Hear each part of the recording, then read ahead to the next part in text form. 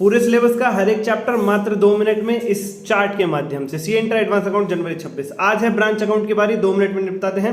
3 type की branch होती है, डिपेंडेंट, इंडिपेंडेंट, फॉरेन। जो ब्रांच हेड ऑफिस पर डिपेंड करती है अपनी अकाउंटिंग के लिए, डिपेंडेंट। जो ब्रांच अपनी खुद की अकाउंटिंग करती है, इंडिपेंडेंट। और जो ब्रांच इंडिया में नहीं है, बाहर है, वो प्यारे बच्चों फॉरेन ब्रांच। फॉरेन ब्रांच के केस में आपको फॉरेन ब्रांच का ट्रायल बैलेंस कन्वर्ट करना पड़ता है इंडियन करेंसी में, जिसके लिए ओपनिंग बैलेंस को ओपनिंग रेट पे, क्लोजिंग को क्लोजिंग रेट पे और इनकम एक्सपेंस को एवरेज रेट पे कन्वर्ट करके चलते हैं।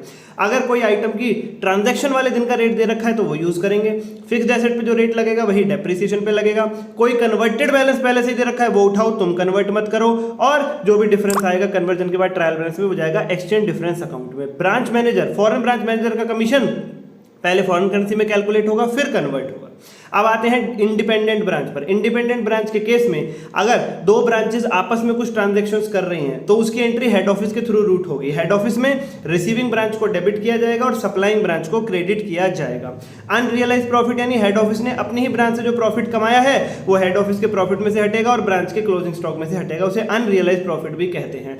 डिपेंडेंट ब्रांच वो है जो दूसरे पर डिपेंड करती है। 3 मेथड से उसकी अकाउंटिंग कर सकते हैं, debtors method, stock and debtors method और फाइनल अकाउंट्स मेथड। इनके क्वेश्चंस और जनरल एंट्री पाने के लिए चार्ट जरूर बाय करें और ना केवल ब्रांच, पूरा सिलेबस 35 आवर्स में स्क्रैच से RTP, PYQ, MCQ, study mat questions, detailed concept, सब कुछ पहली बार लोगे तो भी समझ में आएगा, लेकिन जितना जल्दी लोगे उतना बढ़िया रहोगे। चैप्टर वाइज टेस्ट भी है, मैं खुद चेक करके देता हूँ। डीएम करो 8851007100, लाइक और सब्सक्राइब करो। धन्यवाद।